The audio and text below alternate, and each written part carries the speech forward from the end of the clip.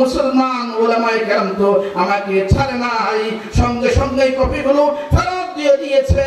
অতএব যেই কোরআনকে এত সুন্দরভাবে লিখে উপস্থাপন করে পরিবর্তন করতে পারলাম না, ওই কোরআনের মধ্যে কোন রকম মিথ্যার আশ্রয় হতে পারে না।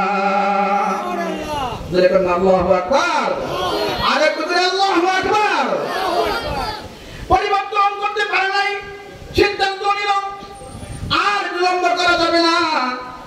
যেই কালামের মধ্যে মানুষের কোনো ক্ষমতা নাই পরিবর্তন করার, ওই কালামের বিধান মেনে আমাকে ঈমান গ্রহণ করাই জ্ঞানের কাজ হবে। এই সিদ্ধান্ত গ্রহণ করে যেমন তার চিন্তা তেমন তার কর্ম, আলেমের কাছে গিয়ে জবান ছেড়ে অন্তরে অন্তঃস্থল থেকে উচ্চারণ করে নিয়েছে লা ইলাহা ইল্লাল্লাহু মুহাম্মাদুর রাসূলুল্লাহ। অনেকগুলো জবান বন্ধ রাখলাম, কালমা পড়লে গুনাহ হয়। আবার পড়েন লা ইলাহা ইল্লাল্লাহু মুহাম্মাদুর রাসূলুল্লাহ সাল্লাল্লাহু আলাইহি ওয়াসাল্লাম। মুসলিম হয়ে গেছে। মুসলিম হওয়ার পরে ওই পণ্ডিত আবার নতুন করে আরেক গবেষণা শুরু করেছে। ইসলামে নাকি আইন বিষয় আছে, ল আছে, ফিকহ আছে। এবার ফিকহ নিয়ে সে পড়াশোনা শুরু করে দিয়েছে। ইসলামী ফিকহের উপরে এই পরিমাণ গবেষণা করেছে, সামনের প্রোগ্রামের সময় আসার আগে ইসলামের ফিকহের সর্বোচ্চ কিতাবগুলো সে গবেষণা করেছে, মুতালা করেছে।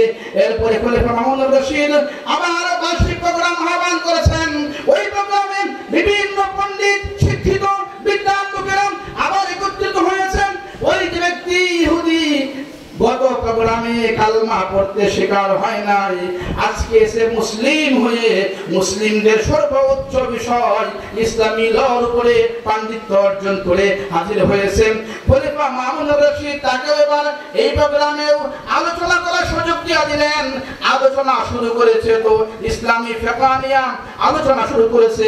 আলোচনা করতে করতে এত প্রাঞ্জল ভাষায় সারগর্ভ অলঙ্কারপূর্ণ আলোচনা পেশ করেছে। ইসলামের খুঁটিনাটি ছোট থেকে ছোট বিষয়াবলী উপস্থাপন করেছেন এবং সেই আলোচনার শেষে এই কথা বলেছেন, ইসলামের যে নিয়ম নীতি আছে, ইসলামের যে লজিক আছে, যে কোনো মানুষ গ্রহণ করবে ওই লোকটার জন্য দুনিয়াতে অশান্তির কোনো কারণ থাকতে পারে না। সমস্ত ইসলামের এত সুন্দর আদর্শ, এত সুন্দর নিয়ম কানুন, এত সুন্দর বিধান মুক্ত হয়ে গিয়েছে। আলোচনা পর্ব খতম হয়ে গেল। খলিফা আবার ডাকিয়া বলছে, হে ব্যক্তি, ও শিক্ষিত মানুষ, আপনি আমার কাছে একটু আসেন, আপনার সঙ্গে আমার কথা আছে। বলে কি কথা? আমার মনে হচ্ছে আপনি বিগত প্রোগ্রামে এসেছিলেন, আলোচনা পেশ করেছিলেন, কিন্তু সেই দিন আপনাকে আমি কালমা পড়তে বলেছিলাম, আপনি কালমা পড়েন নাই, ঈমান গ্রহণ করেন নাই। আমার মনে হয় আপনি সেই ব্যক্তি। এবার সে বলতে লাগলো, হ্যাঁ হ্যাঁ, আমি সেই ব্যক্তি যাকে আপনি বিগত প্রোগ্রামে করে কালমা দাওয়াত দিয়েছিলেন, আমি কবুল করি নাই। এবার খলিফা প্রশ্ন করছে, তাহলে আপনাকে কোন জিনিস কালমা পড়ে মুসলমান হতে বাধ্য করেছে?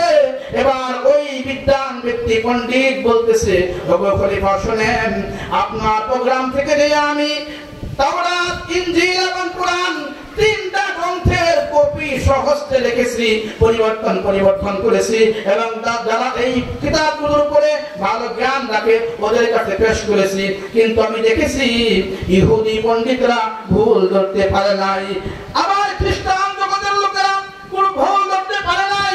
মুসলমানদের কাছে গিয়ে ব্যর্থ হয়েছি, আমার একটা কিতাবও গ্রহণ করে নাই। তখন আমার দিলে সাক্ষ্য দিয়েছে মুসলমানদের কোরআনের মধ্যে কোন রকম সন্দেহ নাই। সুবহানাল্লাহ।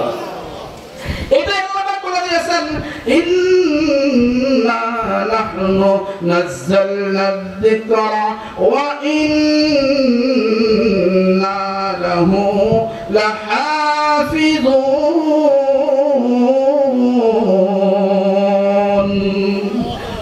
আল্লাহু আকবার। অতএব এই মহাগ্রন্থ আল কোরআন সম্পর্কে পয়গম্বর বলে দিয়েছেন, আল কোরআনু হাবলুল্লাহিল মাতিন। কোরআন হলো মজবুত এক রশি, লা তানতাদি আজাইবুহু। এই কোরআনের আজাইবগুলো, আশ্চর্যগুলো, মুআজিজাগুলো কখনো কখনো খতম হবে না, চলতেই থাকবে। আপনাদেরকে শোনালে বড় আশ্চর্য হবেন। আমরা এখন মুসলিমরা সারা বিশ্ব থেকে গর্ববোধ করছি যে আফগানিস্তান বিশ্বের সমস্ত পরাশক্তিকে নাকানে চুবানি খাওয়া হিন্দুদের মতো পালাইতে বাধ্য করেছে এবং তারা একটা স্বাধীন রাষ্ট্র অর্জন করেছে। কিন্তু জানেন কি তারা কি অস্ত্র দিয়ে এই বিজয় অর্জন করেছে? সেটা হলো মহাগ্রন্থ আল কোরআন। সুবহানাল্লাহ। মহাগ্রন্থ আল কোরআনের মধ্যে আল্লাহ রাব্বুল আলামিন যে মুজিজা রেখেছেন